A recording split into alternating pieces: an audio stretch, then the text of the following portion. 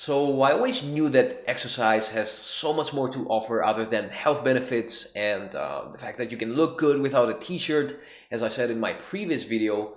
But in my line of profession as a strength coach, trainer, um, you just have to compromise with these two because, it makes things more functional.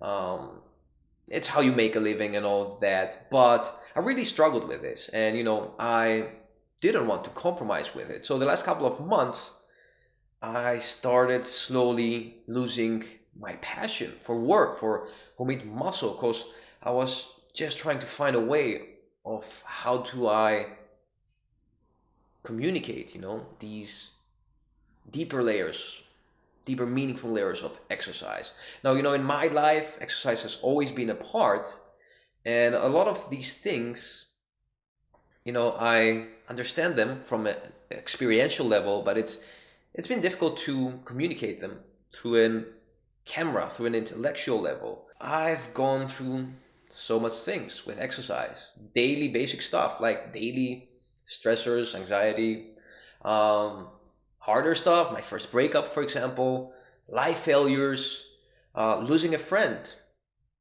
death, uh, losing my own leg.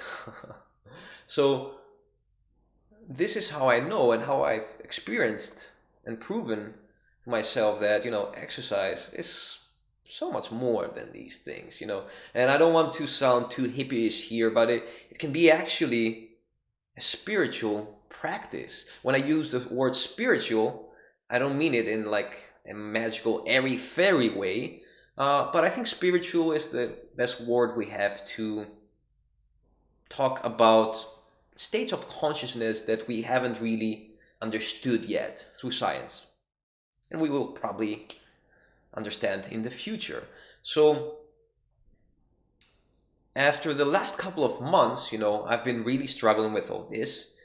And I was trying to initially, subconsciously, find how to do this, how to explain all this. And by subconsciously, I mean that, I was just losing my passion for my work, and I was thinking, why is this? I didn't realize in the beginning that, I actually haven't talked about the most important element of exercise for me. Because sometimes you think that, yeah, most people know these things, understand them, go through them. I also didn't realize that you can actually experience these even deeper if you frame it in a little bit more methodical way, on how you can access these deeper states of consciousness while exercising. So I actually went through a depression this fall, and I also want to talk a little bit about depression in today's video. So I'll be a little bit all over the place, but be a little bit patient, and slowly you'll see how all these dots connect. So yeah, I was depressed. I got depressed this fall. Why? Were a lot of things. First of all, what I said about losing my passion about my job. I got out of a 5-year relationship, and I realized that which is pretty hard. You're with someone for 5 years. It's like you sort of lose somebody close to you dies because you're not going to be with them again. I also realized that it's not only difficult when you're let go, it's also really difficult to let go of someone. So big lesson there as well. During my meditation retreat, I realized a lot of things, and things that were unpleasant about myself. That's the great thing about meditation. It allows you to go deeper in your subconscious, into dark rooms where you'll face mirrors, where you'll see things you don't like. You'll have to face them though, because you're at a 10-day meditation retreat and there's kind of no way out. So the great thing is that you learn that you can also improve these things. You can change them. What's in the past is in the past, but you can change who you are if you start right now and be a better person through time. Another thing, yeah, well, I had to spend a month at home, couldn't walk because I had issues with my leg, my prosthesis, and that kind of turned the clock counterclockwise, because it brought me a little bit back to my 5-year depression after my accident, when I couldn't get out of my home that much. I was basically pinned in a bed for a lot of years. So it's funny how the body correlates situations and brings emotions when you kind of start living in the same pattern. um Fall in the Netherlands, also not a good season to feel depressed. I mean, the sun literally packs its bags and gets the fuck out of here and doesn't come back for weeks. People get more distant. Everything around you feels really empty, I mean, other than working rush hours, you look outside and it's like as if like a virus struck town. Like everything is so empty for some reason. So all these things, what else? Yeah, all these things in general got me depressed, and I was so fighting the fact that I was feeling depressed. I was like, I'm gonna beat this. I can't. I don't have to go through this. I'm a lot stronger than this. But I realized that a lot of times, if you've been going up and up and up and having good times for too long, sometimes hardships accumulate, and you have to allow your body to feel naturally sad in its own rhythm in order to digest all this change and all these hardships. And the great thing is that a lot of growth comes from these hardships. I mean, I changed so much. It was, for me, it was like a second rebirth. My first rebirth I had, after my accident and my amputation and all that, when I got on a lot better path in my life. This was kind of my second rebirth, because I changed so much in the ways I deal with people. I changed intellectually, socially, spiritually, and a lot of growth, which growth comes a lot of times gradually and slowly. That's a healthy way as well, but a lot of times it's sudden, after a lot of hardship, after a lot of mental pain. And mental pain and depression is only bad if you don't take advantage of it to grow. Never regret mental pain unless you see it as something pointless. If you learn how to look at it from healthy angle, you realize that it's just a lot of potential for growth. That's all it is, and it's a natural part of life that's inextricable. You're going to feel crappy at times in life. You can't change that. If you try to change that, you're just creating a lot more suffering for yourself. So don't suffer over suffering. Just suffer naturally, because it's a part of life, unless you get enlightened or whatever, even if that even exists, I don't know. So I'm all around the place, but basically slowly getting out of this depression, I stumbled upon Elliott Hulse. Elliott and Chrisana.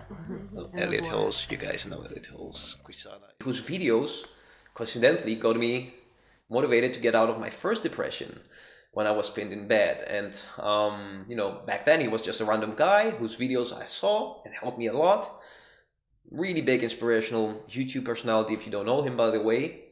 And now it's funny, because back then I met him digitally through a camera, and now I'm meeting him physically during my second depression, which is really weird and serendipitous.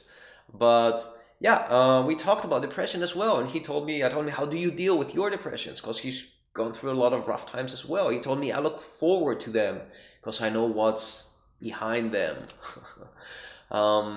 So as I'm getting out of this depression and I'm starting to meet amazing people, all these things that I've been struggling to find solutions to slowly start to simmer.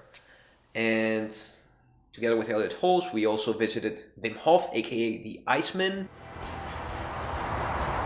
Pretty good.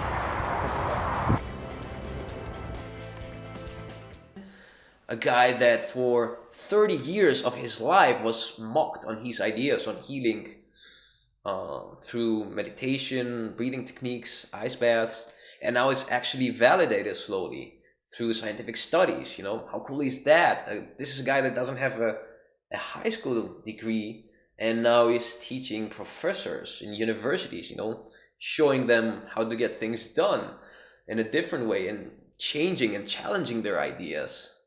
So after all this simmering, slowly getting out of my depression and meeting amazing people, all the dots I needed to connected, all that simmering came to a boil, and I finally know how I'm gonna share with you these deeper layers that exercise has to offer, and that's something I'm really excited to do the following weeks, maybe even months, I hope. So really happy with that. What else? A lot more footage of Wim Hof will be coming soon. I'm just delaying that a bit because I don't only have the rights to the footage. We did all this with some friends. So, I'm waiting for my friends to also get their things out there so we can share stuff together. I'm gonna link you also to other people's YouTube channels, some cool friends of mine I want you to meet. And yeah, a lot of cool things coming soon. Just wanted to share with you all this today. I hope you find it valuable. I hope you can resonate with it. Maybe it gives you as well some insight. I like to hear about your stuff below, how do you deal with your depressions? What have you been doing now in your life, and how does this resonate and correlate with you? And until next time, keep on training. Okay, so it's Wednesday morning, it's Wednesday, right? And today is the training with Wim Hof. We spent the night here in the cabin with Jess, this cute girl here. It's okay that you don't have your thingy on. No. With Elliott and Chrisana. Elliott Hulse, you guys know Elliott Hulse. Chrisana is our dynamic meditation teacher from Berlin. I talked about in the previous vlog. Oh yeah,